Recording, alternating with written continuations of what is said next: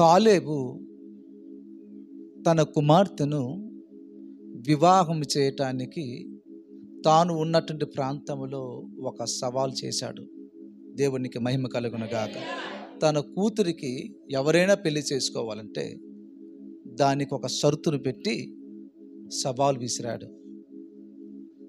ఏటి ఆ సవాల్ అంటే, ఒక ప్రాంతం మీదకి వెళ్ళి ఆ ప్రాంతంలో ఉన్నటువంటి శత్రువులను జయించి ఓడించి వస్తే తనకు తన కుమార్తెనిచ్చి పెండ్లి చేస్తానని కాలేబు తను ఉన్నటువంటి ప్రాంతంలో ఈ రీతిగా సవాల్ చేశాడు. న్యాయాధిపతుల గ్రంథము 1వ అధ్యాయము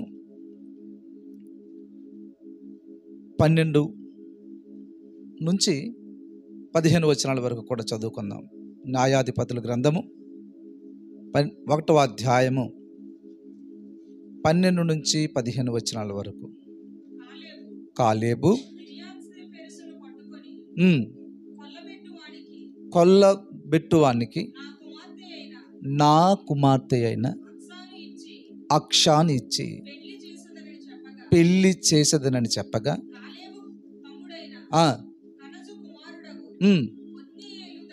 ఒత్నయేలు దానిని పట్టుకొనెను. దేవునికి స్తోత్రము కలుగునుగాక. హల్లెలూయా.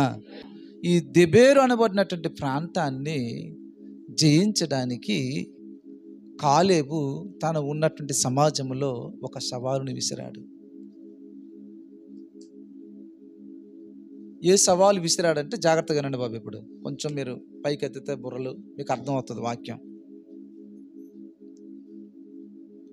చాలా లోతైనటువంటి విషయం మీరు వింటారు. ఒక సవాలును విసిరాడు. ఈ రోజున పిల్లలు కలిగినటువంటి తల్లిదండ్రులు తమ పిల్లలకి ఎలాంటి భర్త వస్తాడో, ఇంటికి ఎలాంటి కోడలు వస్తుందో అన్నటువంటి టెన్షన్ తోటి ఉన్నటువంటి క్రైస్తవ కుటుంబాలను మనము చూస్తున్నాం పిల్లరా. అయితే కాలేబు ఏమి ఆశిస్తున్నాడంటే, తన కుమార్తెకు భర్తగా ఉండాలంటే జయించినటువంటి వాడై ఉండాలని ఆయన ఒక మంచి ఆలోచన చేసి ఉన్నాడు. దేవునికి మహిమ కలుగునుగాక. హల్లెలూయా. దేవునికి మహిమ కలుగునుగాక. కాబట్టి పిల్లల ఊరికనే వెళ్ళి శత్రువుల మీద యుద్ధం చేసి జయించి వచ్చామంటే ఎవరు వెళ్తారు? ఊరికనే ఎవరిని ఏమని చేస్తారా? ఏదైనా లాభం వస్తేనే కానీ. ఈ రోజున భక్తి కూడా మనం ఎలా చేస్తున్నామంటే, మీ ఇంటికి వస్తాను ఏమిస్తారు, మా ఇంటికి వస్తే ఏం తెస్తారన్నట్టు రీతిలో మారిపోయింది. కాలేబు అంటున్నాడు, నా కుమార్తెకి నేను ఇవ్వాలంటే ఊరికనే ఎవరు కూడా ఏది చేయరండి. శిష్యులు అడిగారు ఒక రోజున, మేము సమస్తాన్ని విడిచిపెట్టి నేను వెంబడిస్తున్నాం కదా, మాకేం కలుగుతుందని అడిగారు. అడిగితే ఆయన అన్నాడు, నా రాజ్యంలో 12 సింహాసనాల మీద మిమ్మల్ని కూర్చోబెడతానన్నారు. దేవునికి స్తోత్రం. దేవుడు కూడా మన ద్వారా ఊరికని కొన్ని పనులు చేయించుకోడు. ఆయన ఎవరికి రుణపడి ఉన్నాడు. ఆయన చక్కెర వడ్డీలతో సహా వారు ఆయన కొరకు చేసినటువంటి కార్యాలను తిరిగి ఆయన చేసినటువంటి దేవుడు, ఇచ్చినటువంటి దేవుడై ఉన్నాడు. దేవునికి మహిమ కలుగునుగాక. కాబట్టి ప్రభునందు ప్రియమైనటువంటి దేవుని బిడ్డలారా, అయితే కాలేబు చేత కానటువంటి వాడా? యుద్ధం చేయడానికి ఆయనకి బలం లేదా? ఆయన యుద్ధం చేయడానికి సామర్థ్యం లేదా? ఆయనకి ఉందా? లేదంటే వాక్యమే చెప్తుంది పిల్లరా. అనాకీయులను అనబడినటువంటి వారిలో ముగ్గురిని ఆయన ఏం చేస్తాడంటే తరుముతాడు, లేక జయిస్తాడని వాక్యంలో రాయబడింది పిల్లరా. అంటే కాలేబు యొక్క స్వభావం, కాలేబు అనే మాటకు అర్థము నన్ను చెప్పనివ్వండి, కుక్క అనే అర్థము. కాలేబు అనే మాటకు అర్థము కుక్క, అంటే విశ్వాసము కలిగిన కుక్క. అయిన విశ్వాసముతో ఇశ్రాయేలు ప్రజలతో పాటు కూడా ఈ మోసే యొక్క నాయకత్వంలో విశ్వాసము కలిగిన కుక్కలాగా ఆయన తన ఆత్మీయ ప్రారంభ ప్రయాణాన్ని అంతము వరకు కొనసాగించి వాగ్దాన భూమిలోకి అడుగుపెట్టాడు. దేవునికి స్తోత్రము కలుగును గాక. అయితే అక్కడికి ప్రవేశించినప్పటికీ కూడా కొంతమంది శత్రువులు అక్కడ ఆ వాగ్దాన భూమిని చుట్టుముట్టి ఉన్నారు. వారిని జయించాలంటే వారిని జయించాలంటే ఈయన ఏం చేస్తున్నాడంటే తన కుమార్తెను వారికి భార్యగా ఇస్తానని తను ఉన్నటువంటి సమాజంలో ఈ రీతిగా ఈ ప్రకటన కాలేబు చేశాడు. పిల్లరా, దేవునికి మహిమ కలుగును గాక. కాబట్టి ప్రభునందు ప్రియమైనటువంటి దేవుని బిడ్డలారా, ఆ 20వ వచనంలో కూడా ఉంటుంది, చదవద్దు, వినండి. కాలేబు చదువుతారమ్మా ఒకసారి మీరు. 20వ వచనం. మోషే చెప్పినట్లుగా వారు కాలేబుకు హెబ్రోను నీయగా, జాగ్రత్తగా వినండి, అతడు 3 అనాకీయులను అక్కడ నుంచి పారద్రోలి, దేవునికి స్తోత్రం. అంటే జయించగలిగినటువంటి అనుభవం ఈయనకుంది. ఈయన కూడా శత్రువు మీదకి వెళ్ళి జయించగలిగినటువంటి సామర్థ్యం ఆయనకుంది. అయినప్పటికీ కూడా ఇతరులను కూడా జయ జీవితం వైపు ప్రేరేపిస్తున్నటువంటి మంచి గుణలక్షణము కలిగినటువంటి వాడు కాలేబు. దేవునికి మహిమ కలుగునుగా. హల్లెలూయా. కాబట్టి ప్రభువునందు ప్రియమైనటువంటి దేవుని బిడ్డలారా, కాలేబు ఈ 3 శత్రువులను జయించాడు. హెబ్రోనును ఆయన సంపూర్ణంగా స్వాధీనం చేసుకోవాలంటే 3 వెళ్ళగొట్టాలి. జాగ్రత్తగా వినండి. హెబ్రోను అనే మాటకు అర్థము దైవ సహవాసము. ఏంటి? దైవ సహవాసములో నువ్వు కలకాలము నిలబడాలంటే 3 శత్రువులను నువ్వు జయించాలి. 1 నేత్రాశ, 2 శరీరాశ, 3 జీవపడంబము. వీటిని జయిస్తేనే నువ్వు కలకాలం దేవుని సేవలో, దేవుని సహవాసములో, సంఘములో నిలకడగా ఉంటావు. దేవునికి స్తోత్రం. వీటిని జయించలేకపోయినటువంటి వారు హెబ్రోను యొక్క అనుభవాన్ని పోగొట్టుకుంటారు. పిల్లరా, ఈ రోజున ఎంతోమంది ఈ 3 దగ్గర పడిపోయి దేవుని సహవాసానికి దూరం అయిపోయినటువంటి వారు లేకపోలేదు. కాబట్టి నా ప్రియ దేవుని సంగమా, కాలేబు ఈ 3 అనుభవాలను జయించాడు. శరీరాశ, నేత్రాశ, జీవపడంబము. కాబట్టి నా ప్రియ దేవుని బిడ్డలారా, వాక్యం వింటున్నట్టు మనమైతే పౌలు అంటాడు, దేవుణ్ణి క్రీస్తుతో కూడా ఉండడానికి తన సహవాసంలోకి పిలిచాడని పౌలు తన పత్రికలో రాస్తాడు. మనం దేనికి పిలువబడ్డామంట? క్రీస్తుతో సహవాసం చేయడానికి పిలువబడ్డాం. క్రీస్తుతో సహవాసం చేయాలనుకున్నటువంటి వారు ఈ 3 శత్రువులను తప్పకుండా జయించే అనుభవం ఉండాలి. బి మైనర్లో పెట్టే ఉంచు బాబు, బి మైనర్లో పెట్టే ఉంచు. దేవునికి మహిమ కలుగునుగా. హల్లెలూయా. ఏం సవాల్ చేశాడు తన సమాజంలో? దేబేరు మీదకి వెళ్ళి జయించు వచ్చి వానికి నా కుమార్తెను ఇస్తాను. ఒక తండ్రి హృదయం ఎలాగ ఉంటుందో తెలుసా? కూతురుని ఇచ్చేటప్పుడు వాడు ఎలాంటి వాడు గుణలక్షణాలు ఎలాగ ఉంటుందో, వాడు సరిగ్గా చూసుకుంటాడో లేదో అని అనేకమైనటువంటి ఆలోచనలు వస్తుంది పిల్లరా. కానీ కాలేబుకి కావలసింది ఒకటే, నా ఇంటికి అల్లుడుగా ఉన్నవాడు జయ జీవితం జీవించినటువంటి వాడై ఉండాలి. ఈ రోజున ఇంటికి కోడలు కానీ అల్లుడిని కానీ ఎలాంటి వ్యక్తులను ఎంపిక చేసుకుంటున్నారో తెలుసా? ఇది ఉందా లేదా? ఏంటి? నీ ఇంటికి అల్లుడు కావాలంటే ఇది ఉందా లేదా? మీ ఇంటికి కోడలు కావాలంటే ఇది ఉందా లేదా? అది లేకపోతే ఈ రోజున వివాహాలు జరగటం లేదు.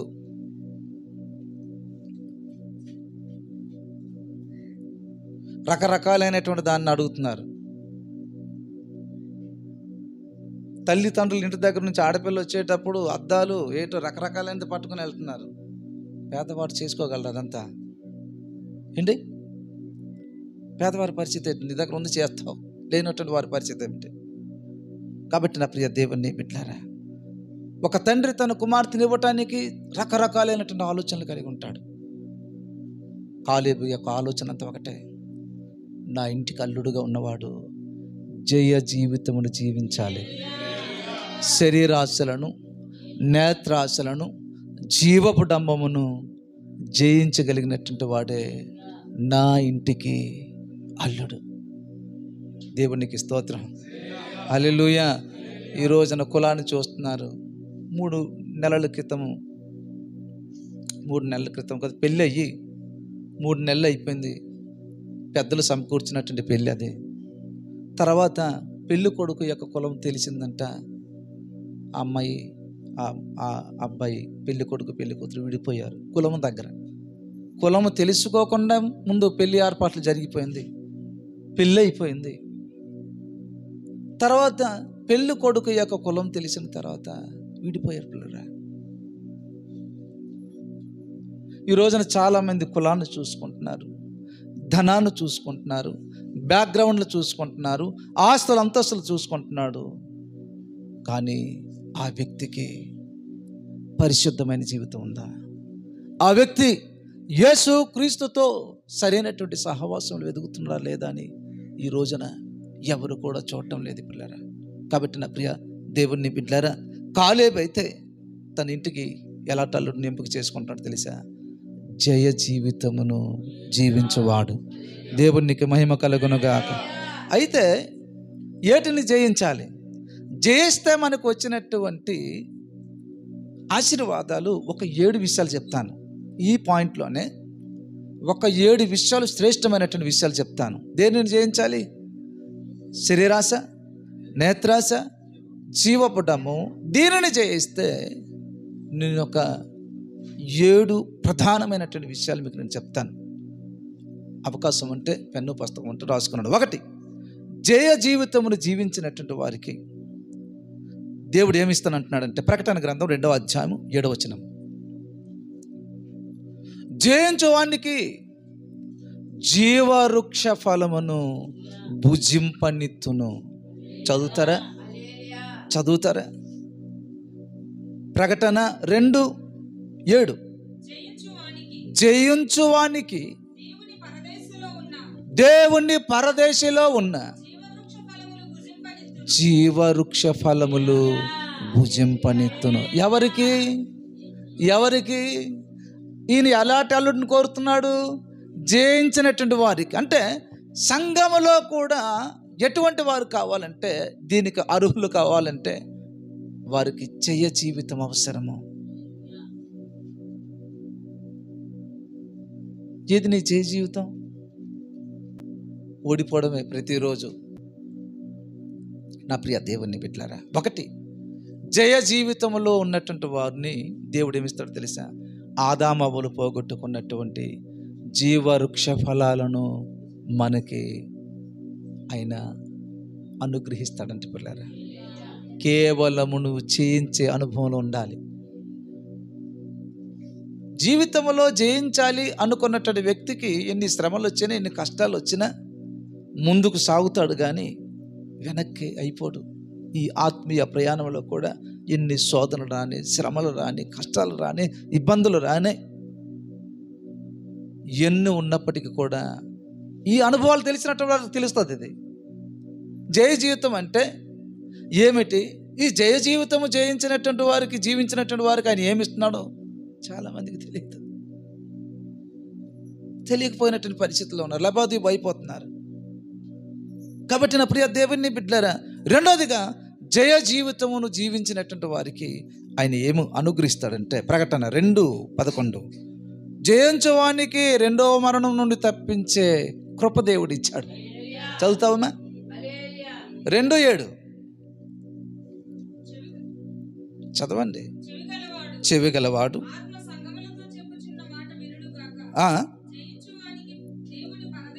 ఏటంట?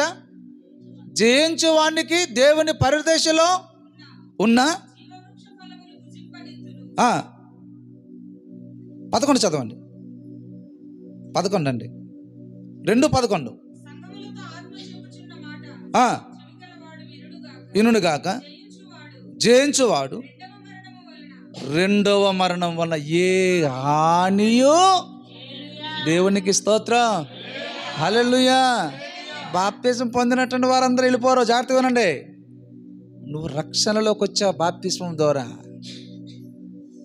అర్థమవుతుందా? యేసుక్రీస్తు యొక్క రక్తం ద్వారా నువ్వు పాపక్షమాపణ పొంది మారు మనసు పొంది రక్షణలోకి వచ్చిన నీవు ఈ రక్షణ అనుభవంలో ఏం చేయాలో తెలుసా? జయ జీవితం కావాలి. నిన్ను ఓడించడానికి సాతాను దగ్గర బోల్డ్ బిస్కెట్లు ఉంది. హలో, ఎవరికి ఎలాంటి బిస్కెట్ వేస్తే వారు లొంగుతారో వాడి దగ్గర అన్నీ ఉంది, ప్యాకేజ్ ఉంది వాడి దగ్గర. ప్యాకేజ్ సంచి పట్టుకుని తిరుగుతున్నాడు క్రైస్తవుల దగ్గరికి. కాబట్టి నా ప్రియ దేవుని బిడ్డలారా, రెండవ మరణము నుండి తప్పించబడే కృప జయ జీవితంలో ఉన్నటువంటి వారికి దేవుడు అనుగ్రహించాలి. అంటే నిన్ను, నీ శరీరాన్ని నువ్వు జయించాలి, పాపాన్ని నువ్వు జయించాలి. వీటన్నిటిని జయించాలంటే పరిశుద్ధాత్మ దేవుడి యొక్క సహకారం మనకు అవసరము. దేవునికి మహిమ కలుగునుగా. హల్లెలూయా, హల్లెలూయా. దేవునికి మహిమ కలుగునుగాక. చదువుతారా? ఇంకా ప్రకటన గ్రంథము 17వ వచనం చదవండి. వినుగాక, జయించు వారికి మరుగై ఉన్న మన్నాను భుజింపనిస్తున్నాడు. ఒకటేమో జీవవృక్ష ఫలములను భుజింపనిస్తాడు. 2 జయించిన వారికి, రెండోది మరణం నుండి తప్పించబడతావు. 3 మరుగై ఉంది మన్నా. మరుగై ఉన్నటువంటి మన్నాను నేను దేవదూతలు తినే ఆహారం ఎలాగుంటుందో, ఎంత మధురంగా ఉంటుందో. జయ జీవితమును జీవించినటువంటి వారికి దేవునికి స్తోత్రం. ఓడిపోతున్నావు, పడిపోతున్నావు, గాలి వస్తే పడిపోతున్నావు, వర్షం వస్తే పడిపోతున్నావు, రకరకాలైనటువంటి అనుమానాలు పెట్టుకుంటున్నావు. ఒక రోజున ఒక ఆయన కళ్ళ డాక్టర్ దగ్గరికి వెళ్ళాడు. సార్, డాక్టర్ గారు, నాకు ఈ మధ్యన కళ్ళు సరిగ్గా కనిపించటం లేదని నాకు అనుమానం వేస్తుందండి అన్నాడంట. ఎందుకు అలాగ అనుమానం వచ్చింది అని అడిగారంటే, ఎప్పటి నుంచి అని. ఏమీ లేదండి, పెళ్ళి ముందు రోజుల్లో మా ఆవిడ అప్సరాశిలాగా కనిపించేది, పెళ్ళి అయిపోయి చాలా సంవత్సరాలు అయిపోయింది, ఇప్పుడు గయ్యల్లా కనిపిస్తుంది అన్నాడు. నీ అనుమానమే పెనుభూతం. Praise God. అర్థమవుతుందా? వీడికి ఎందుకు కనిపించడం లేదంట? కళ్ళు కనిపించడం లేదేమో అని అనుమానం, షుగర్ వచ్చిందేమో అని అనుమానం, ఇంకేదేదో వచ్చేస్తున్నా అనుమానంతో బ్రతుకుతున్నారు. అనుమానంతో బ్రతికావా పడిపోతావు. జయ జీవితం వైపు మనం ప్రయాణం చేయాలి.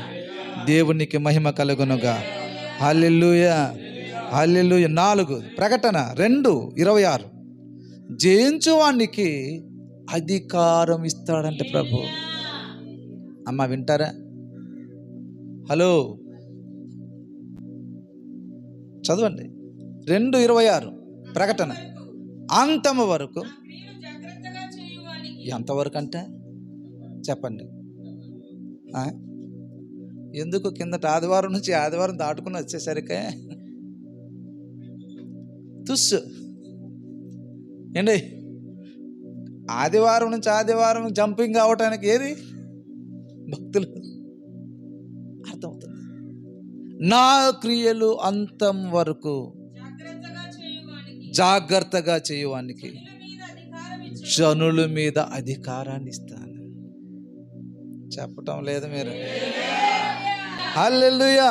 అధికారాన్ని అనుగ్రహిస్తాను, జనుల మీద అధికారం మీకు ఇస్తాను. ఎప్పుడు తెలుసా? ఈ రాష్ట్రానికి నీకు సీఎం చేసేస్తారు అనుకోవద్దు. ఏళ్ళ పాలనలో రాజ్యాధికారం దేవుడు మనకిస్తాడు. సేవలో పర్ఫెక్ట్గా సేవ చేస్తున్నటువంటి సేవకులకు, విశ్వాసులకు వారి క్రియ చెప్పున ఏం చేస్తాడు తెలుసా? అధికారాన్ని ఇస్తాడు. ఆ పని చేయండి, మీరు ఆరాధన చేయండి, దేవుని మహింపరిచిన అధికారం నీకు ఉంటుంది. నీ మాట పలికితే కొన్ని వేల మంది చేస్తారు పని, వేలాది వేల మంది. దేవునికి మహిమ కలుగునుగాక. 4వది ఎవరికి ఇది? ఏటది మన అంశం చెప్పండి. జయ జీవితమును జీవించినటువంటి వారికి.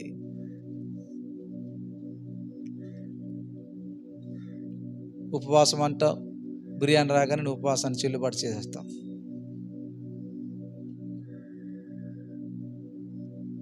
దేవుడికి దశంభాగం అని తీస్తారు, బట్టల వైపు ఖర్చు పెట్టేస్తారు. మంచి బట్టలు ఏదో చీరలు కనిపించింది అనుకోండి, పర్లేదు వచ్చే నెల చూసుకుందామని. ఏది జయ జీవితం? ఇది దేవునికి మహిమ. 5వది జయించిన వానికి చూడండి, ప్రకటన గ్రంథం 3వ అధ్యాయం 5వ వచనం. జయించువాడు హల్లెలూయా. జయ జీవితమును జీవించిన వారికంట ఏమిస్తారు? తెల్లని వస్త్రాలు ఇవ్వబడుతుంది. చదవండి. 2వది అక్కడ రాయబడింది, జీవ గ్రంథములో నుండి అతని పేరు ఎంత మాత్రము కూడా తమకు తాముగా జీవ గ్రంథములో రాయబడినటువంటి పేరు. చూడండి, మనం ఎప్పుడైతే తండ్రి కుమార పరిశుద్ధాత్మ నామములో బాప్టిజం పొంది లేచిన వెంటనే మన పేర్లు జీవ గ్రంథమందు సువర్ణాక్షరముల చేత ఆ పేర్లు తుడిసిపోకుండా మనం ఏం చేసుకోవాలి తెలుసా? బహు జాగ్రత్తగా ఉండాలి. కొంతమంది తమ క్రియలను బట్టి దానిని ఏం చేసుకుంటున్నారు తెలుసా? చెరిపేసుకుంటున్నారు. నా పేరు లేదంటే నీ పేరు జీవగ్రంథంలో లేకపోతే 2వ స్థానమే నెగేది, నరకాగ్ని గుండానికి వెళ్తాం. నా ప్రియ దేవుని బిడ్డలారా, దాంట్లో ఆ పేరుని మనము ఎంత చక్కగా మన కోసం దేవుడు ఆ పేర్లు రాయించి ఉండేటప్పుడు మనం ఏముండాలి తెలుసా? జయ జీవితం జీవించాలి. దేవునికి స్తోత్రం. చదువు. జీవ గ్రంథంలో తుడుపు పెట్టక పేరు నా తండ్రి ఎదుట ఆయన దూతల ఎదుట అతని పేరు నేను ఒప్పుకుంటాను. అంటే దేవుని పేరు కొన్ని స్థలాల్లో ఒప్పుకోకపోయినటువంటి వారు కూడా ఉన్నారు.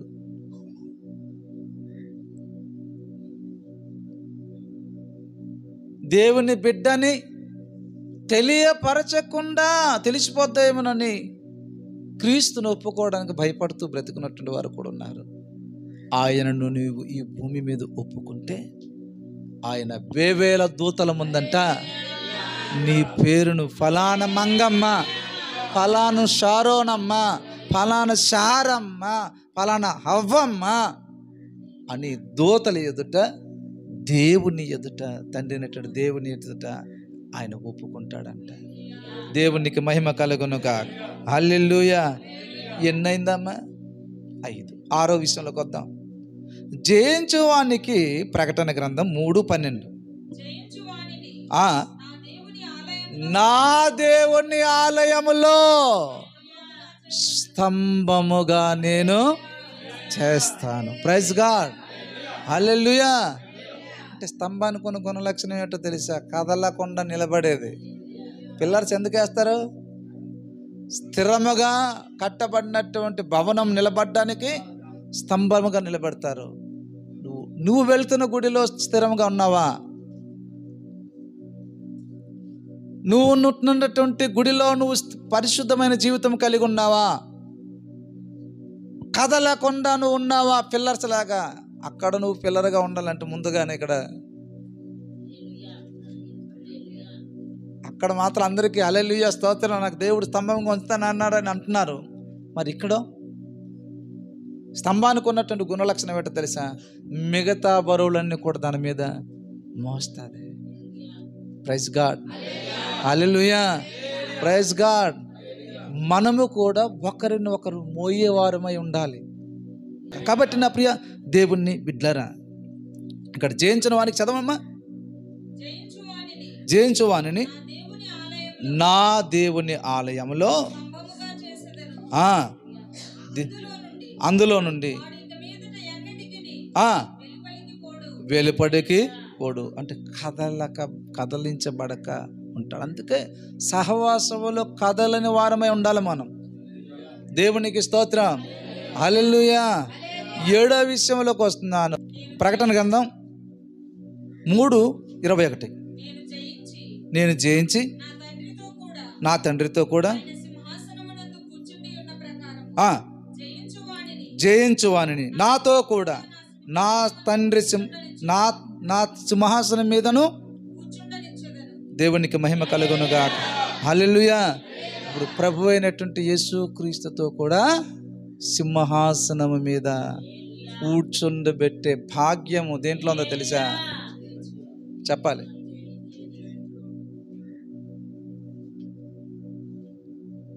చేయించాలి. నువ్వు నీ సమస్యలు వచ్చిందా, నీ కష్టం వచ్చిందా, శ్రమ వచ్చిందా, ఇబ్బంది వచ్చిందా, ఆర్థికమైన పరిస్థితులు వచ్చిందా, అప్పుడు మన విశ్వాసం చెక్క చెదరకూడదు. దాన్ని త్రొక్కి నువ్వు ఎదగాలి ముందుకే. దాన్ని మట్టి ప్రభు పని కొరకు, ప్రభు యొక్క సన్నిధానం కొరకు నువ్వు పరిగెత్తే వ్యక్తిగా ఉండాలి. దేవునికి మహిమ కలుగునుగాక. కాబట్టి ప్రభునందు ప్రియమైనటువంటి దేవుని బిడ్డలు, కాలేబు తన కుమార్తెను ఈ లోక సంబంధమైనటువంటి ధనవంతుని చేయడానికి కానీ, ఈ లోక సంబంధమైనటువంటి ఘనతలు పొందినటువంటి వాడు కానీ ఇవ్వాలని నిర్ణయించుకోలేదు. కానీ జయ జీవితము జీవించువానికి ఇవ్వటానికి ఇష్టపడ్డారు పిల్లరా. దేవునికి మహిమ కలుగునుగాక. నేటి దినాలలో వివాహం వయసుకు వచ్చినటువంటి ఈ పిల్లల విషయాల్లో ఒతేనియేలు లాంటి జయ జీవితం కలిగినటువంటి అల్లుడు నా ఇంటికి రావాలని ప్రార్థన చేస్తున్నామా? ఏమీ లేదు, ఒకే ప్రార్థన. వాడు ఎలాంటి ఉన్నా, వాడికి ఎన్ని గుణాలున్నా పర్లేదు, సౌండ్ ఉందా లేదా, వాడు ఎన్ని రకాలైన తిరుగుట్లు తిరిగినాయి, కానీ వాడి దగ్గర డబ్బు ఉందా లేదా. డబ్బు కన్నా గుణలక్షణం ముఖ్యమైనది. దేవునికి మహిమ కలుగునుగా. హల్లెలూయా. దేవునికి మహిమ కలుగునుగా.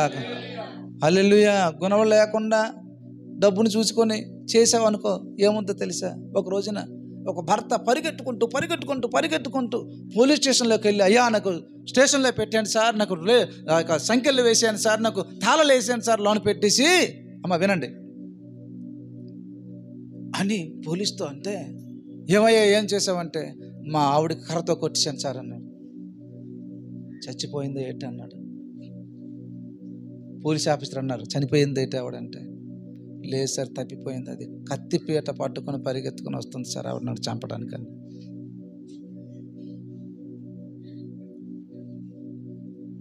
దేన్ని తీసుకొచ్చి పెట్టుకున్నావు ఇంట్లోనే? గుణలక్షణం లేదు, తెచ్చింది బరువు, పట్టింది కత్తి. అర్థమవుతుందా? నా ప్రియ దేవుని బిడ్డలారా, మీరు ఎవరిని వెతుకుతున్నారు? అమ్మ, ఎవరిని వెతుకుతున్నారు? తెచ్చి పెడితే నీకు కత్తిపేట మీద సరిగ్గా పీక పెట్టి వేస్తుంది. కత్తిపేటలాగా గుండెలో ఉంటుంది ఆవిడ, నిద్రపోనేవద్దు, జాగ్రత్త.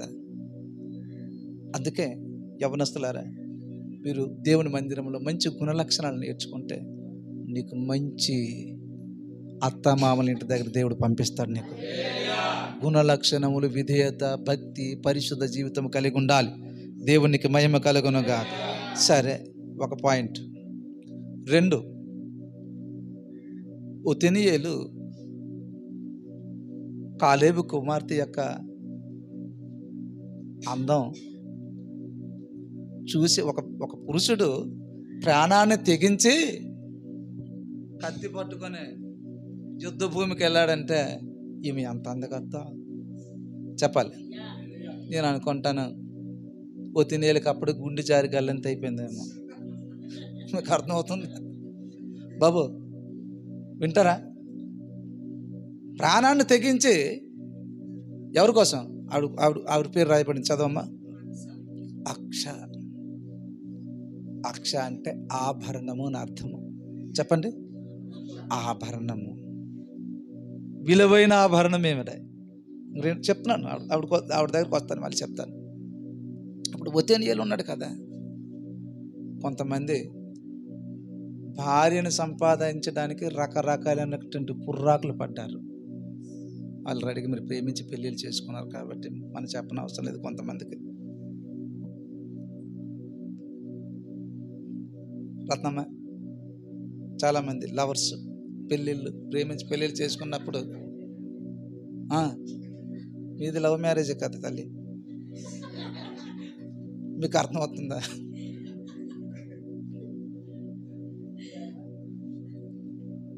ఒక వ్యక్తిని భార్యను సంపాదించుకోవడానికి ఎన్ని రకాలైనటువంటి అవతారాలు ఎత్తారు. ఏమ్మా, చాలా అవతారాలు, దశావతారాలు. నా ప్రియ దేవుని బిడ్డలారా, యాకోబు కూడా రాహేలును సంపాదించుకోవడానికి 14 సంవత్సరాలు కొలువు చేశాడు. పిల్లరా, యేసుక్రీస్తు తన భార్య అనబడినటువంటి సంఘాన్ని సంపాదించుకోవడానికి కూడా తన స్వరక్తాన్ని సమస్తాన్ని కార్చాడు. దేవునికి మహిమ కలుగునుగా.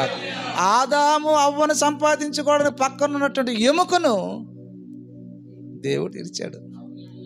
దేవునికి స్తోత్రము కలుగునుగా. కాబట్టి నా ప్రియ దేవుని బిడ్డలారా, జాగ్రత్తగా ప్రాణము పెట్టేంత అందం ఆవిడకుందా చెప్పాలి. ఇప్పుడు ప్రాణాన్ని తెగించి ఒక ప్రాంతం మీదకి వెళ్ళి, దేబేరు మీదకి వెళ్ళి యుద్ధం చేసి జయించుకొని రావాలంటే ప్రాణం తెగించడమే కదా, తెగించడమే కదా. ఈ యుద్ధ భూమికి వచ్చి కూడా యేసుక్రీస్తు ప్రభువు వారు అనేకుల ప్రాణాలు తీయలేదు. ఆయన తన ప్రాణమును మనందరికి పెట్టి మనకు జయ జీవితాలు జీవించడానికి మనల్ని పైకి లేపినెత్తాడు ఆయన. దేవునికి మహిమ కలుగునుగాక. కాబట్టి ప్రభువునందు ప్రియమైనటువంటి దేవుని బిడ్డలారా, ఒతేనియేలు అనే మాటకు అర్థం బలము గల దేవుడు. తన తల్లిదండ్రులు ఎలా పెట్టారు? బలము గల దేవుడు, శక్తి గల దేవుడు అనేటువంటి 2 అర్థాలు ఇస్తుంది ఆయన పేరుకి అర్థం. తన జీవితంలో దేవుని యొక్క శక్తి కార్యములు జరిగించాడు దేవుడు. దేవుడు మన జీవితాల్లో తన బలమైనటువంటి కార్యాలు మన ద్వారా దేవుడు భూమి మీద జరిగించడానికి ఇష్టపడుతున్నాడు. నువ్వు సిద్ధంగా ఉన్నావా? దేవుని యొక్క బలమైనటువంటి కార్యాలు జరగాలంటే భూమి మీద నీ ద్వారా, నా ద్వారా, మనందరి ద్వారానే భూమి మీద ఏదైనా చేయాలంటే దేవుడు మన ద్వారా తప్ప ఇంకా ఒకటి ద్వారా చేయడం. ఒక 5 రొట్టెలు 2 చిన్న చేపలు పంచాలంటే ఆయనకి చిన్నపిల్లలు అవసరమై ఉన్నారు. ఆయన సువార్తను ప్రకటించాలంటే, ఆయనతో ఉండాలంటే ఒక 12 మంది శిష్యులు ఆయనకు అవసరమై ఉన్నారు. ఈ రోజున నువ్వు దేవునికి అందుబాటులో ఉంటే తన బలమైనటువంటి కార్యాలను నీ కుటుంబం ద్వారా, నీ ద్వారా జరిగించడానికి దేవుడు ఇష్టపడుతున్నాడు. దేవునికి మహిమ కలుగును గాక. అక్ష అనే పేరుకు అర్థము ఆభరణం. ఒతేనియేలు అంటే బలమైన దేవుడు, శక్తి కలిగిన దేవుడు. మన దేవుడు ఎంత శక్తివంతుడో మన జీవితాల ద్వారా చూపించాలి పిల్లలు. కాకుల ద్వారా పోషించినటువంటి దేవుడు, ఆకాశం నుంచి మన్నాను కురిపించిన దేవుడు, నువ్వు ఆరాధిస్తున్నటువంటి దేవుడు గొప్పవాడు. దేవునికి మహిమ కలుగును గాక. కాబట్టి పిల్లలు, మనం దేవునికి అందుబాటులో ఉండాలి, మనుషులకు కాదు. దేవునికి అందుబాటులో ఉంటే తగిన సమయం నిన్ను పట్టుకుంటాడు.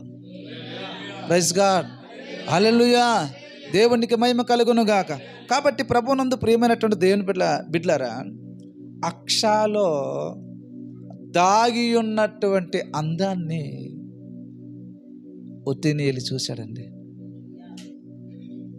చెప్పాలి, ఎవరు చూశాడు? మనలో ఏం చూశాడు? పరిశుద్ధత లేదు, ఏమీ లేదు. అయినా సరే మనల్ని పరిశుద్ధ సంఘముగా ఏర్పరచుకున్నాడు ప్రభు. అయితే అక్షాలో ఒతేనియేలు చూసినటువంటి, నేను ఆధ్యాత్మికంగా ఊహతో మాత్రం చెప్తున్నాను వినండి. అక్కడ ఏమి రాయబడలేదు ఈ విషయాలు. ఆవిడ ఎంత అందగత్తం ఏటన్నది లేదు. తన ప్రాణాన్ని తెగించాడంటే దాని వెనకట్ల బలమైన కారణాలు ఉంటుంది. అవునా కాదా? ఏ కారణాలే ఉంటుందో తెలుసా? ఆమె దేవుని యందు స్థిరమైన విశ్వాసం కలిగినటువంటి అందం ఆవిడలో ఉంది. ఈ అందాన్ని చూశాడు. ఈమె నా కోసము, నా కుటుంబం కోసం, దేశము కోసం, సమాజము కోసం ప్రార్థించగలిగినటువంటి విశ్వాసము కలిగినటువంటి అందం ఆవిడలో కనిపిస్తుంది. ఈ రోజున అందంగా కనిపించడానికి రకరకాలైనటువంటిది పోస్తున్నాం, చాలా పెట్టుబడులు కూడా పెడుతున్నాం. గడ్డి ఎండిపోయినట్లుగా మనము కూడా నీటి బుడగ వంటిది ఈ జీవితం. దేవునికి మహిమ కలుగునుగా. హల్లెలూయా. అక్షాలో దాగి ఉన్న ఆత్మీయ అందాలు, మామూలు అందం కాదు అది. ఏ అందాన్ని చూశాడు? ఆమె దేవుని యందు విశ్వాసం ఉంచినటువంటి అందాన్ని చూశాడు. దేవునికి స్తోత్రము కలుగునుగా. కాబట్టి పిల్లరా, ఈ రోజున చెప్పాలి, విశ్వాసము కలిగి ఉన్నటువంటి ఏ భార్య అయినను ఆ కుటుంబానికి దేవునికరముగా ఉంటుంది. Praise God. ఓతేనయేలు అక్షాలో ఏం చూశాడు? దేవుని యందు విశ్వాసము అనే అందాన్ని చూశాడు. అర్థమవుతుందండి. శుభ్రంగా ఉండటం తప్పు కాదు. అధికంగా అయిందనుకోండి, అధికంగా ఏమవుతుంది తెలుసా? ఏమవుతుంది? అధికమైనటువంటి అలా దేవుడు చేసింది ఎవడే? ఈ రోజున చాలామంది స్త్రీలు ఏంటి బాగానే ఉండేవారు, ఏంటో మరి కాలిపోయిన మొక్కల్లాగా అయిపోతుంది. అది కందిపోతుంది, చూసారా? ఎండకి కమిలిపోతుంది. మీకు అర్థమవుతుందా? కమిలిపోయిన మొక్కల్లాగా ఏదేదో రాజేస్తున్నాడు తలగా వచ్చాడానికి.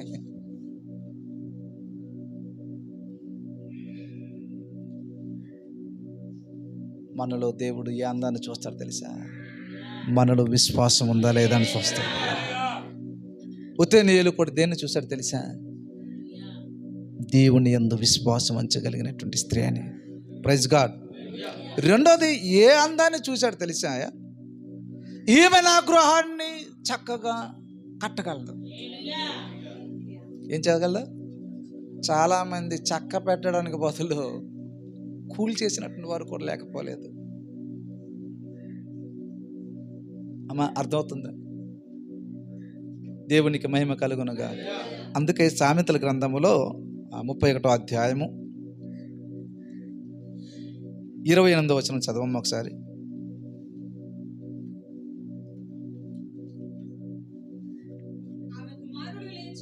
ఆమె కుమారులు లేచి ఎవరిని? యెహోవా యందు విశ్వాసం ఉంచగలిగినటువంటి అందం ఉండదు చూసారా?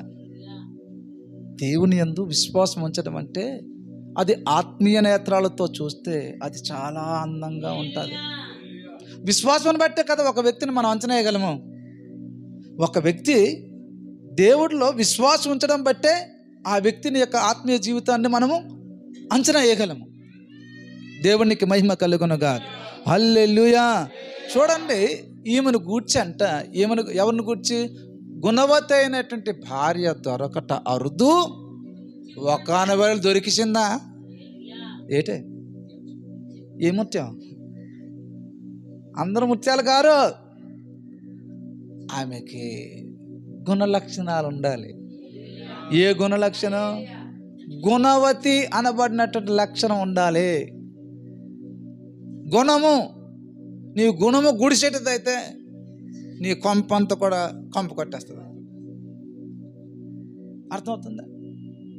కాబట్టి నా ప్రియ దేవుని బిడ్డలరా, ఈ యొక్క ఒతేనయేలు దేన్ని చూస్తున్నాడు తెలుసా? ఈమె నా ఇంటికి వస్తే ఏమవుతుందంటే ఇల్లు కట్టబడుతుంది. అటు వారి యొక్క పిల్లలు అంటారంట, చెప్పండి, ఉదయాన్నే లేచిన మమ్మీ ధన్యురాలు. ఉదయాన్నే లేచిన వెంటనే పిల్లలంట ధన్యా. ఏ పిలుపు? ధన్య, ధన్యురాలా. ఈ పిలుపు పోయి అన్యులు కంటూ భ్రష్టలుగా పిలుస్తున్నారేమో మన పిల్లలు. మనకి నీ గుణము సరైనదైతే, నువ్వు యెహోవా యందు విశ్వాసం ఉంచగలిగినటువంటి స్త్రీ అయితే నీ బిడ్డలు నిన్ను బట్టి ఏమని పిలుస్తారు? చెప్పాలి. అమ్మా, అన్యురాలా ధన్యురాలవా? చెప్పాలి. ఏమిటి? అన్యులా ధన్యులా? ధన్యురాలా. ఉదయం లేచిన వెంటనే, అమ్మ లేచిన వెంటనే, పిల్లలు లేచిన వెంటనే ప్రైజ్ లార్డ్, గుడ్ మార్నింగ్ అనుకుంటాం కదా. ఇక్కడ ఒక స్త్రీ జీవితం రాయబడింది. తన పిల్లలంట చెప్పాలి. ఈ రోజున చాలామంది తల్లిదండ్రులు పిల్లలకి ఎలాగైపోయారు తెలుసా? దయ్యాలాగా అయిపోయారు. కారణం ఫోన్లు వాళ్ళ చేతిలో పెట్టడం లేదు కాబట్టి. వింటారా? ఫోన్ ఇస్తే మా నాన్న మంచిది, మా అమ్మ మంచిది అంటున్నారు. ఫోన్ తీసుకుని చూడండి, ఫోన్ తీసుకుని చూడండి, ఒక 2 రోజులు ఇవ్వడం మానేయని ఫోన్ వాళ్ళకి. మీరు ఎవరో చెప్తారు అప్పుడు వాళ్ళు. మీకు అర్థమవుతుందా? అమ్మా బాబు వినండి, మీ తల్లిదండ్రులు మీకు ఫోన్ ఇవ్వలేదంటే సభ అయిపోయినట్టుకున్నారు. ఇక దేవునికి మహిమ కలుగునుగా. అర్థమవుతుందా ప్రియ దేవుని బిడ్డలారా? ఏం చూశాడో తెలుసా? ఈమె నా ఇంటికి వస్తే ఏం చేస్తుందంట? ఒక ఇంటిని 3 ఇండ్లు చేస్తుందని కాదు, ఉన్న ఇంటిని చక్కబెట్టేది. దేవునికి మహిమ కలుగును గాక. చూస్తారు, ఎన్నో వచనం చదవరమ్మా. తన పిల్లలను, అంటే ఇక్కడ ఒతేనియలు ఏం చూశాడంటే, తన పిల్లలను ప్రయోజకురాలుగా చేసే తల్లి అవుతుంది. నాకు ఏమవుతుందంట? పిల్లలను చెప్పాలి. పిల్లల్ని ఏం చేస్తానని ఇష్టపడుతున్నాడు. ఏ అందాన్ని చూశాడు? నా ఇంటికి వస్తే నా వంశాన్ని ప్రయోజకులుగా. మరి నువ్వేం చేస్తావు నీ పిల్లలకి? అమ్మా హలో, నీ పిల్లలకి ఏం చేసావు? వాడు దేనికి పనికి రాకపోతే వెళ్ళిపోరా సంఘానికి, పాస్టర్ గారితో ఉండు. ఒక ఆవిడ అలాగా అన్నది, పాస్టర్ గారి దగ్గరికి వెళ్ళిపో, పాస్టర్ గారు ఎక్కడికి వెళ్తే అక్కడికి వెళ్ళిపో. ఎప్పుడంటావు తెలుసా మాట? ఈ లోకంలో అన్నిట్లో చెప్పాలి, అన్నిట్లో 0 అయిపోతాడు చూసావా? అప్పుడు అదే పనికొచ్చి బాగా ఉద్యోగం సద్యోగం ఉన్నటువంటి వ్యక్తి అంటావు ఆ మాట. కృపమ్మా సరదాగా అంటున్నాను మీతో, కొంచెం దగ్గర సంబంధం ఉంది కాబట్టి. దేవునికి స్తోత్రం. అంటే ఆవిడకన్నా మామూలుగా ఉదాహరణగా అంటున్నాను, నిజంగా అనటం లేదు. ఇస్తావా? నీ పిల్లలకి ఇస్తావా? సేవకి ఇస్తావా? పరిచర్యకి అప్పగించుతావా? పనికిరాంది దేవుడికి, పనికి వచ్చింది నీకా?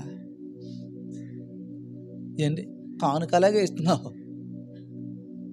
ఎక్కడ చల్లకపోతే ఆదివారం వెళ్తున్నావు కదా, గుడిలో పడేద్దాం అనుకుని వస్తున్నావు. నీ కానుక అలాడితే నీ బ్రతుకు కూడా అలాగే అయిపోయింది లాస్ట్కి. దేవునికి ప్రయోజనకరమైనది అబ్రహాములాగా ఇవ్వాలి మనం. అబ్రహాము తన కుమారుడైనటువంటి ఏకైక కుమారుడైన ఇసాకును బలిగా ఇచ్చాడు. పిల్లరా, శ్రేష్టమైనటువంటి దాన్ని ఇచ్చాడు, శ్రేష్టమైన ఆశీర్వాదాలు పొందాడు. దేవునికి మహిమ కలుగునుగాక. కాబట్టి ప్రభునందు పిల్లలు, ఈమె నా ఇంటికి వస్తే నా పిల్లలను ఏం చేస్తుందంట చెప్పాలి. పిల్లల్ని ఈ రోజున చాలామంది పాడైపోవడానికి కారణం ఏంటో తెలుసా? గతంలో జరిగినటువంటి గొడవల కోసం పిల్లల దగ్గర ఎప్పుడు చెప్పొద్దు.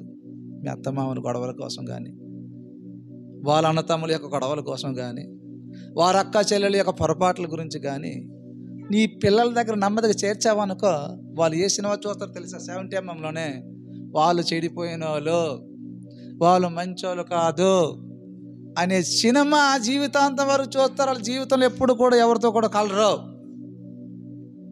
కారణం, చెప్పవలసిన బుద్ధి దేవుని గురించి నువ్వు చెప్పుంటే ఈ రోజున చాలామంది పిల్లలు ప్రయోజకులు అవ్వని పిల్లలు. అనవసరమైనటువంటి దానిని నాటొద్దు మీ పిల్లల హృదయాలలో. వాళ్ళకు నేర్పించవలసింది, నాటవలసింది అంతా కూడా ప్రేమ. Praise God. అర్థమవుతుందండి? ఒకటేమో ఎందని చూశాడు, దేవుని యందు ఉన్నటువంటి విశ్వాసం. మరి బర్నబాస్ ఏడు చూసి చేసుకున్నాడు ఆవిడకి. ఆయన ఏడు చూసి చేసుకున్నావు. అర్థమవుతుంది? ఏదో కారణం ఉంటుంది, ఒక ముక్క ఒక బొగ్గ ఏదో నచ్చి ఉంటుంది. ఈయన దాన్ని చూస్తున్నాడు తెలుసా? భక్తి కలిగినటువంటి స్త్రీ ఆవిడ నా కోసం ప్రార్థన చేస్తుంది, రేపు నా వంశం కోసం కడుతుంది ఆమె. నా పిల్లలను ఏమంటుందంట? పిల్లలు ప్రయోజకులైతే పిల్లలు ఏమంటారు నిన్ను? చాలా రకాలు నేర్పిస్తున్నాం పిల్లలకి. మనం న్యూడిల్స్ తినడం నేర్పిస్తున్నాం, పానీపురం టాబ్లెట్లు వేసేటప్పుడు రాస్తున్నారు. పానీపూరి వెళ్తుంది కదా, అప్పుడు తీస్తాంట టాబ్లెట్ వేయమంటారు. పానీపూరి తీసి పెట్టండి, మీకు అర్థమవుతుంది. కాబట్టి నా ప్రియ దేవుని బిడ్డలారా, మీరు మీ ఇంటిని కట్టవలసినటువంటి వారే ఉన్నారు. మీ పిల్లలకి, సమాజానికి, సంఘానికి, దేవునికి ప్రయోజనకరమైనటువంటి వ్యక్తులుగా మనం పెంచవలసినటువంటి బాధ్యత తల్లిదండ్రులకు ఉంది. పిల్లరా, పంది పిల్లలకు అంటుంది, మనుషులకు అంటున్నారు. వాడు ఎక్కడ పడుకుంటున్నాడో తెలియదు, వాడు ఎన్ని గంటలకు వస్తున్నాడో తెలియదు. కారణము, నీకు బాధ్యత లేదు, వాడికి బాధ్యత లేదు. కాబట్టి దేవుణ్ణి క్రమశిక్షణలోకి తీసుకుని రాకపోయినంత వరకు కూడా జీవితాల గురించి అర్థమవుతుంది, మనకి కుటుంబాల గురించి అర్థమవుతుంది. దేవుడి దగ్గరికి వస్తే కదా తెలుస్తుంది. అర్థం దగ్గరికి వస్తే నేను ఏంటంటే తెలుస్తుంది నాకు. నేను సర్దుకోవాల్సినటువంటి రీతిలో సర్దుకుంటాను. నువ్వు దేవుని యొక్క మందిరానికి వస్తేనే నువ్వంటే ఏటో, నీ కుటుంబం అంటే ఏదో క్లియర్గా చూపించేది. దేవునికి స్తోత్రం కలుగునుగా. హల్లెలూయా, హల్లెలూయా. 10, 11 కూడా 12 కూడా చదవండి. 10వ వచనమమ్మా, సామెతల గ్రంథం. గుణవతైన భార్య దొరకటారదు, ముత్యము కంటే అమూల్యమైనది. అబ్బబ్బబ్బా, అబ్బబ్బబ్బా, హల్లెలూయా. ఏముంచుతాడంటే, చదవమ్మా, చదువు. నమ్మక ఉంచుతాడంట. భర్త యొక్క సంపాదనకి ఏమవుదంట. ఈ రోజున చాలామంది భార్యలు బాధ ఏంటో తెలుసా? చెప్పమంటారా? చెప్పాలా వద్దా? ఫోన్పేలు వచ్చిన దగ్గర నుంచి జేబులో రూపాయి దొరకటం లేదండి కొంతమందికి. ఫోన్పేలు లేకపోయేటప్పుడు 100, 50 ఉండేది. ఉతికేటప్పుడు అప్పుడప్పుడు దొరికేది. ఇప్పుడు ఏం దొరకటం లేదు. కారణం ఏంటంటే అన్నీ కూడా భర్త యొక్క సంపాదనకి భార్య ఏమో ఏం చేయదంట, వెలితి చేయదంట. 12 వరకు. కీడు చేయకపోయిన భార్య ఇవిడే. చెప్పండి, ఏ అందాన్ని చూశాడు? భార్యలు ఏముండాలి తెలుసా? భర్తకు కీడు తలపెట్టే ఆ అందాన్ని చూసి పడిపోయాడు. ఆ అందాన్ని చూసి గుండె చారి గల్లంత అయిపోయింది. ఏంది? ప్రైజ్ ద లార్డ్, హల్లెలూయా. తెగించాడు, కత్తి పట్టాడు, వెళ్ళాడు. దేవునికి మహిమ కలుగునుగా. ఏంటంటే ఈవిడ ముందు ఆ యుద్ధం ఒక చిన్నదిలా కనిపించింది. నేను వెళ్ళాడు, గెలుచుకొని వచ్చాడు. పెళ్లి చేశాడు మామ, కాలే పెళ్లి చేశాడు. అత్తారింట్లో అడుగు పెట్టిన వెంటనే అన్ని స్కాన్ చేసిందండి. చెప్పండి, అత్తారింటికి దారి కాదు నేను చెప్పింది. అత్తారింటిలో ఇల్లు పెట్టగా నడిచి నవ్వొద్దరు, తర్వాత నవ్వుకుందా. దేవునికి మహిమ కలుగునుగా. అర్థమవుతుందా? చాలామంది ఏ లెగ్ ఏమంటారమ్మా చెప్పాలి. లెగ్ మహిమ ఎలాగ ఉంటుందంటే అడుగేసాక తెలుస్తుందంట కొంతమంది లెగ్. దేవునికి మహిమ కలుగునుగా. సరే, ఇంటికి రాగానే ఇంట్లో పరిస్థితులంతా కూడా గమనించిందండి. మంచం ఉందా లేదా, బీర ఉందా లేదా, అన్ని కూడా గమనించి తన భర్తతో అంటుంది. ఏమండి, తన భర్తకు ప్రేరేపిస్తుంది, మా నాన్న దగ్గరికి వెళ్ళండి, పొలాలు అడగండి. ఈ మాట ఎవరు అంటారు చెప్పండి? అంటే కాలేబు ఎలాంటి అల్లుడిని ఎంపిక చేసుకున్నాడంటే, మీకు అర్థమవుతుందా? అర్థమవుతుందా? కూతురు చెప్తుంది, అక్ష చెప్తుంది. ఏమండి, ఏడు గమనించింది? చదవమ్మ మాట 14. ఆమె తన పెనిమిటింటిన ప్రవేశించినప్పుడు తన తండ్రిని ఒక పొలం అడుగుటకు ఎవరికి ప్రేరేపిస్తుంది? భర్తతో చెప్తుంది, వెళ్ళండి అడగండి అని. అంటే జాగ్రత్తగా వినండి, ఇక్కడ చాలా అద్భుతమైనటువంటి వర్తమానం మీరు వింటారంటే కంప్లీట్ చేసి ముగించేస్తాను అయిపోయినట్టుగా ఈ పాయింట్ తోటి. ఇద్దరు కలిసి భూమి మీద దేన్నైతే అడుగుతారో తండ్రి దగ్గర, దానిని తప్పకుండా దేవుడు చేస్తాడు.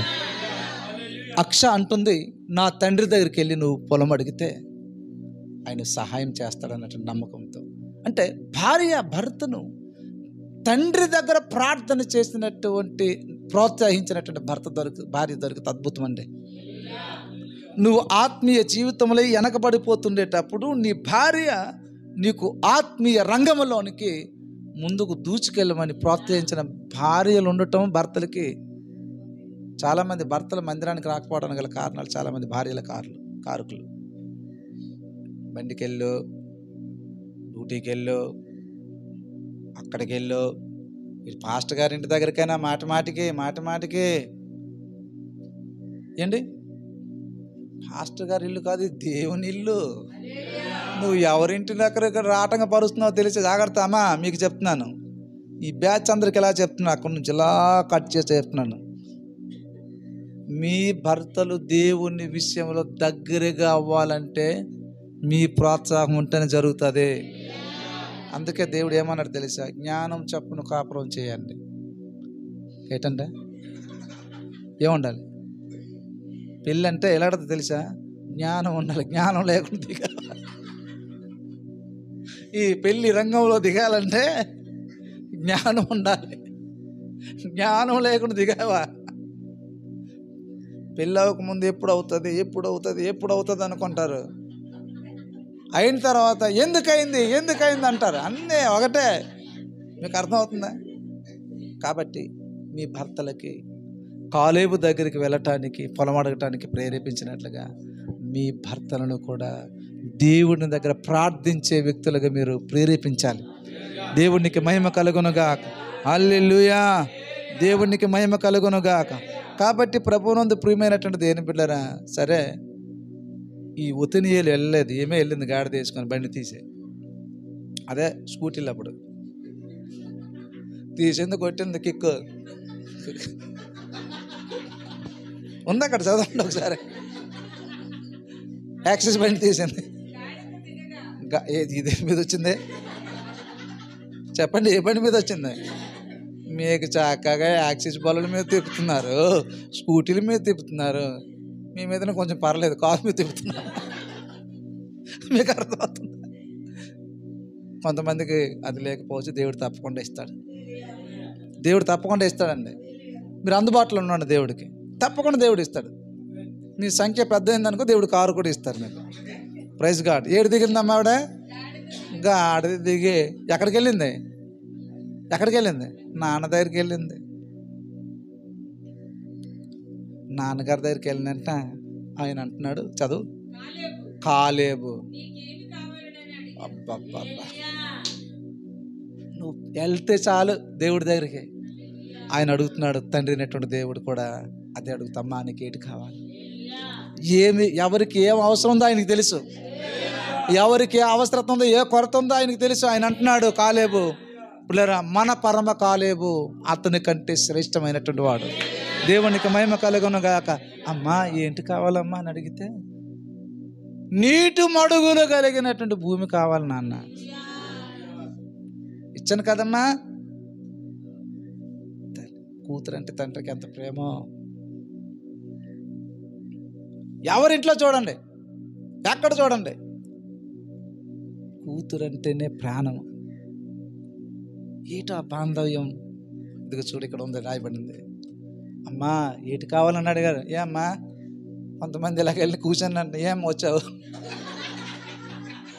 ఫోన్ చేశారనుక, ఏంటమ్మా అలాగడిగారా? మంచి మామ దొరికాడు, సరైన మామ దొరికాడు. ఎవరికి? ఒతనియలకి.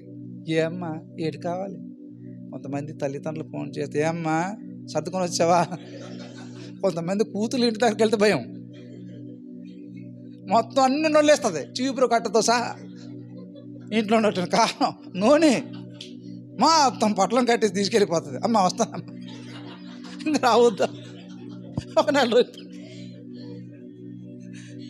అర్థమవుతుంది. మన పరమ తండ్రి దగ్గర అన్ని సమృద్ధిగా ఉంది, కానీ మనం వచ్చే విధానం తెలియటం లేదు. మనం ఆవిడ అడుగుతుంది, ముగించేస్తున్నాను. ఏమడుగుతుందమ్మా? అందుకామె, దీవెన దయచేయ్యా, నాకు ఇచ్చావు, నాకు నీటి సమృద్ధి కలిగినటువంటి భూమి కూడా కావాలి. Praise God. హల్లెలూయా. నీరు దేవుని వాక్యానికి గుర్తు. పొలము పిల్లరా సంఘానికి గుర్తు. అంటే పొలంలో ఉన్నటువంటి వారు పనిచేస్తారు లేదా అంటే సంఘ కాపలా కాయాలి అంటే ఏం చేస్తారనుకుంటుందామే?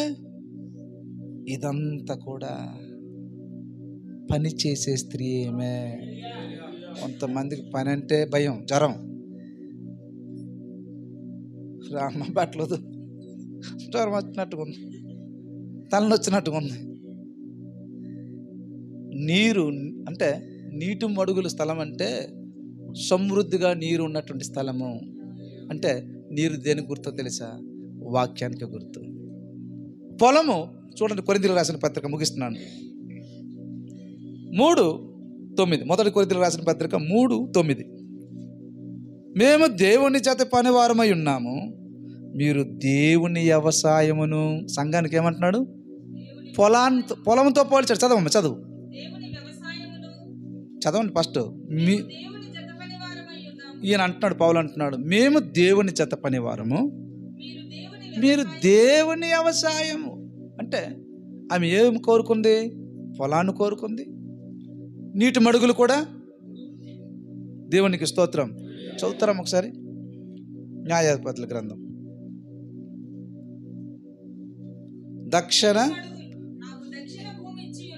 దక్షిణ భూమి వచ్చి ఉన్నావు, నీటి మడుగులను దయచేయమనను. కాలేబు ఆమెకు మెరక మడుగులను పల్లపు మడుగులను ఇచ్చాను. దేవునికి స్తోత్రం. పిల్లరా, పొలము ఇచ్చాడు, నీటి మడుగులు గల భూమి కూడా ఇచ్చాడు. అంటే ఈమె కోరుకుంటుంది పొలం. అంటే సంఘము అనబడినటువంటి పొలములో మనం ఏం చేయాలి తెలుసా? సంఘాన్ని దేనితో పోల్చాడు? ఈ వ్యవసాయం అన్నాడు. ఆ వ్యవసాయంలో కొన్ని పురుగులు చేరుతుంది. సంఘస్థులారు జాగ్రత్తగానండి, అమ్మలారా బాబు, కొన్ని పురుగులు పడుతుంది వ్యవసాయంలోకి. మందు కొడుతుండాలి అప్పుడప్పుడు. మందు కొట్టకపోతే ఏమవుతుంది? వ్యవసాయం అంతా కూడా మొన్న కాలంలో వర్షాలు పడింది, కోసినటువంటి పంటలంతా కూడా పోయింది. అంటే వ్యవసాయం చేసినటువంటి వాడు కేవలం దేవుని మీద ఆధారపడి మాత్రమే నడుతాడు. సేవ అనేది కూడా అంతే. సేవ అనేది ఎలాంటిదో తెలుసా? వ్యవసాయం లాంటిది సంఘం. అంటే సంఘాన్ని పాడు చేసినటువంటి గుంట నక్కలు అన్నాడు. ద్రాక్ష తోటలను చెరుపు గుంట నక్కలు అన్నాడు. ఆ వ్యవసాయంలో ఆ యొక్క పొలానికి మందు కట్టకపోతే, ఆ పొలానికి గట్టు లేకపోతే ఎంత ప్రమాదం ఉంటుంది. కాబట్టి సంఘానికి ఒక గట్టు ఉండాలి దాటకుండా. సేవకుడు ఎందుకు గట్టేస్తాడో తెలుసా? నువ్వు దాటిపోతే ప్రమాదం పొంచి ఉంది కాబట్టి. నీకు రకరకాలైనటువంటి మందులు కొట్టాలి, సమయానికి నీకు నీరు పెట్టాలి, వాక్యమని నీరు తాగించాలి. ఓన్లీ కేవలం నిత్తేస్తే పని అవ్వదు. నీరు సమయానికి పంపుతూ ఉండాలి. పురుగు పట్టకుండా కాయాలి దాన్ని. ఆమె ఏం చేస్తుంది అంటుంది? పొలాన్ని అడుగుతుంది. పొలము సంఘానికి గుర్తు, నీరు దేవుని యొక్క వాక్యానికి గుర్తు. దేవుని పిల్లలమైనటువంటి మనము అటువంటి అనుభవంలోనికి వస్తే అది దీవెనకరముగా మార్చబడుతుంది. దేవుడి మాటలు దీవించును గాక. తలలంచని కళ్ళు మూసుకొని ప్రార్థన చేసుకుందాం.